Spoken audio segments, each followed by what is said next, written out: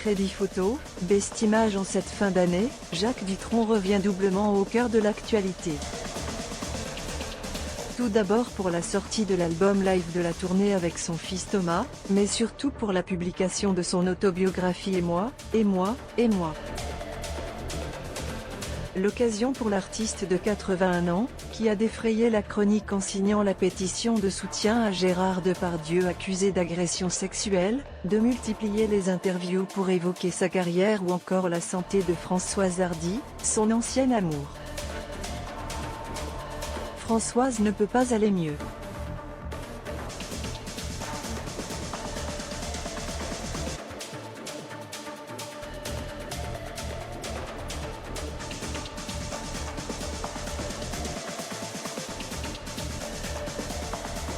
Elle a beaucoup de courage. Évidemment je souhaite qu'elle aille mieux, mais comment faire?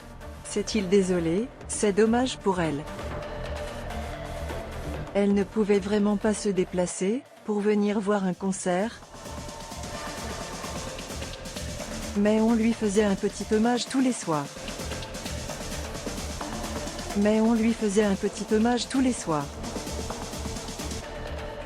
Le player Dailymotion est en train de se charger.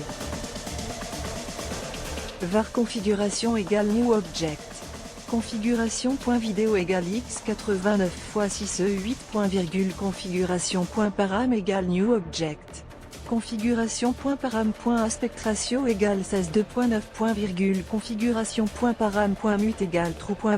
Configuration.param.enabled logo égale false. Dailymotion.create player my Dailymotion player. Configuration, c'était mon choix numéro 1 dans ses mémoires. L'interprète de l'opportuniste revient sur un épisode assez méconnu de sa carrière, à part chez les cinéphiles.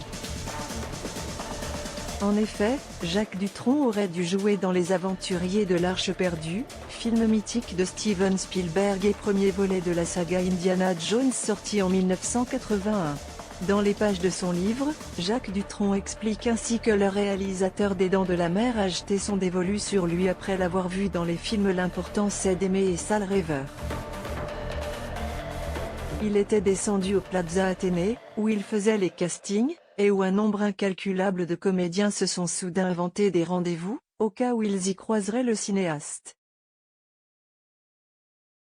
Il a insisté, il m'a appelé chez moi, j'aimerais vous voir. Seul rappelle Jacques Dutronc, qui aurait dû jouer le rôle antagoniste. Je ne peux pas répéter tout le bien qu'il a dit de moi. Archéologue français et rival d'Indiana Jones. Toutefois, Jacques Dutronc a dû décliner la proposition classieuse pour une raison cocasse, il ne parlait pas assez bien l'anglais.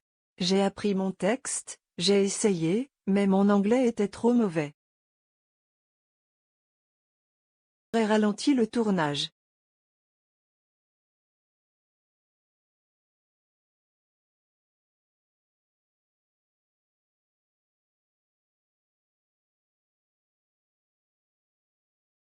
J'en ai aucun regret. Plus exactement, je ne suis pas assez accro à ce métier pour le regretter, avoue-t-il dans ses mémoires. Steven Spielberg avait également confié son admiration pour le chanteur et acteur français, Jacques Dutronc était mon choix numéro 1. C'est pour moi le premier acteur au monde et je le tiens pour une véritable star. Pourrait être une plus grande star internationale que Robert Redford, s'il voulait bien apprendre l'anglais. Également un temps envisagé pour Jean-Pierre Cassel, le rôle de René Belloc sera finalement tenu par l'acteur britannique Paul Freeman. Mais Jacques Dutronc a eu d'autres occasions de briller au cinéma, notamment dans le film Van Gogh qui lui vaudra le César du meilleur acteur en 1991.